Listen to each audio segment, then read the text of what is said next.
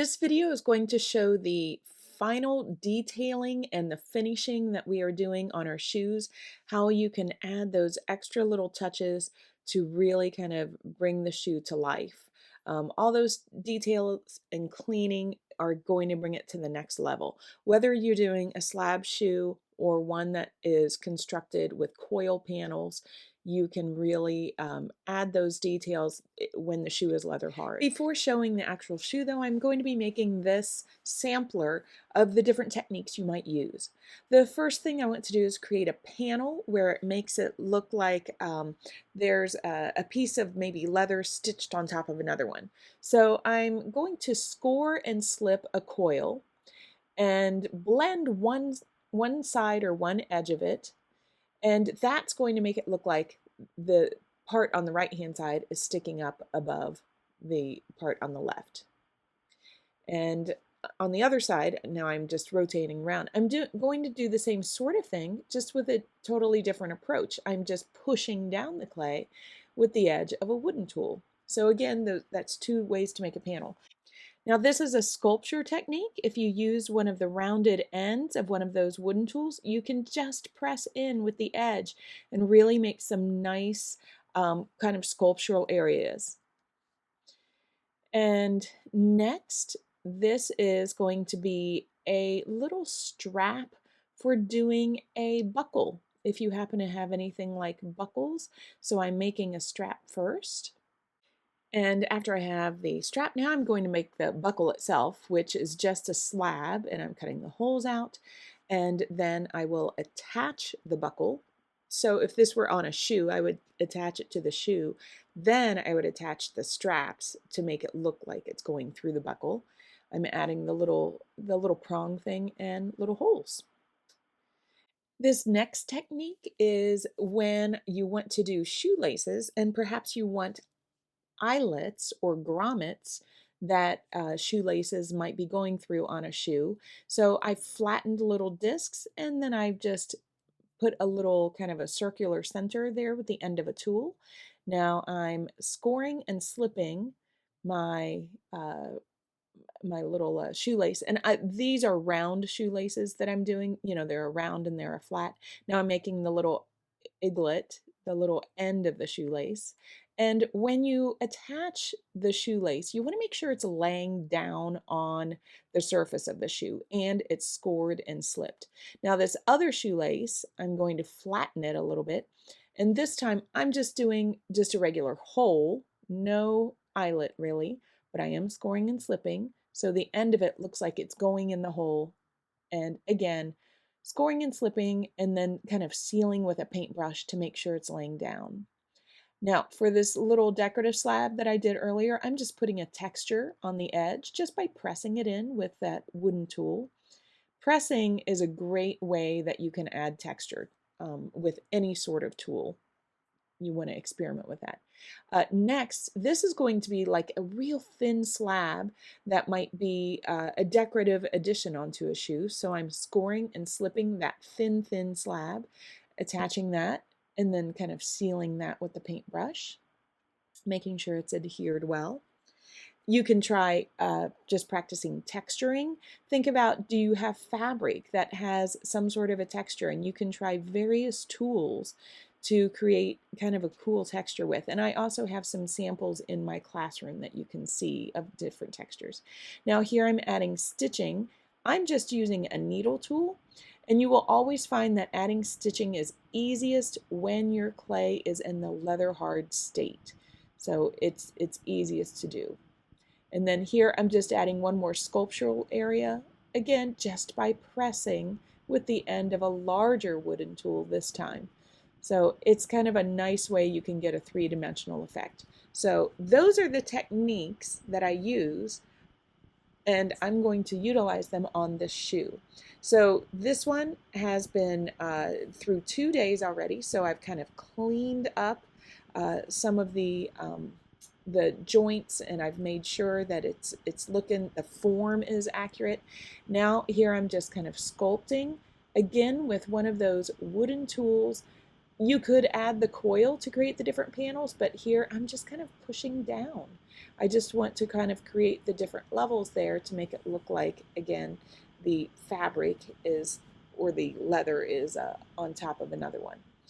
Now, we've talked about it before, but make sure that your shoe looks natural as far as, is it supposed to be bent? Does the toe flare up a little bit naturally, or does the heel flare up? You can tap it on the table or you can paddle it like I just did.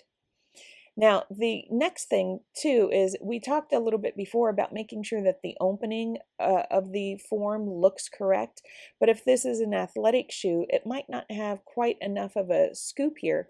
So I am adding a little bit of clay on to sculpt this. So again, think of this as a sculpture. You can add on clay, you can take away clay, you can press, whatever it takes to help you get a little bit more accuracy of the form. So I'm just taking a hunk of clay that is, again, about the same thickness, about pinky thick. I'm pressing that on, and then I'm going to blend it both inside and outside. So it's going to look like a continuous piece of clay. It's going to look like part of the slab that would have been on there initially.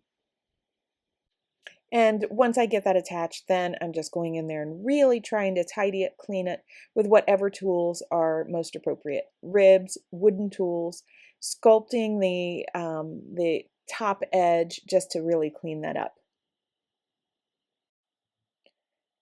And that's looking pretty good so far. And again, I'm just going to tap the toe a little bit more to try to bend that.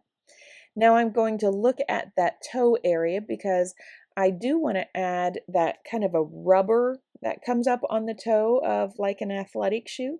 So I'm scoring and slipping a little hunk of clay, and then I'm going to attach that, and I'm actually just going to pinch off the excess there on the bottom right now. So I just want to kind of get that rubber like a toe cap, I guess you might call it, the thing that kind of folds up.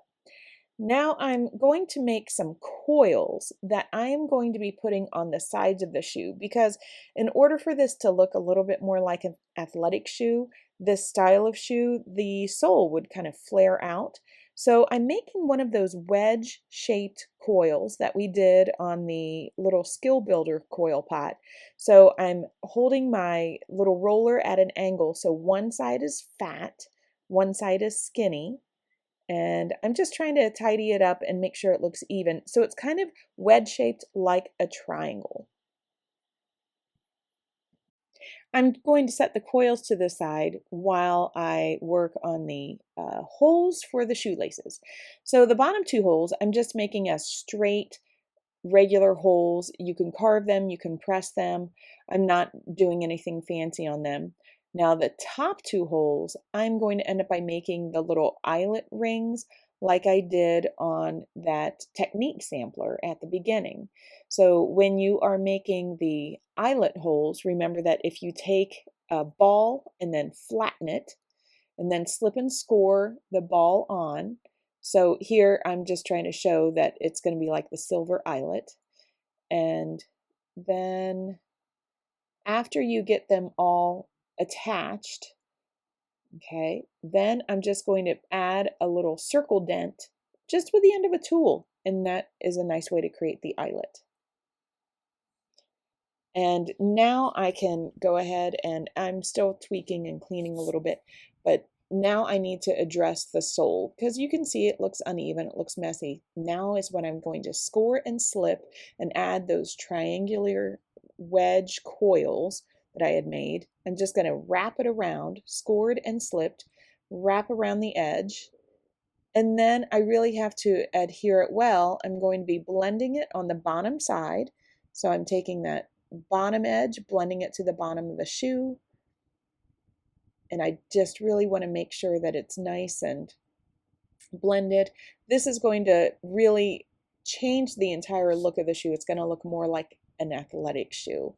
If you had rubber that maybe came up on the side of the shoe, like a decorative slab of rubber or something, you could also, add that, where it comes up, into the foot area a little bit more. And here I'm just really cleaning and tweaking that sole. I added a little bit more so it's jutting out at the front of the shoe. it wasn't quite long enough, that first coil that I did. But those wedge-shaped coils work really well to kind of create that effect. Let's see, now I'm working on some of the decorative, like leather slabs that would be on the side of the shoe. So here I've got a little decorative design that I'm doing, very, very thin slabs, rolled thin with those pony rollers.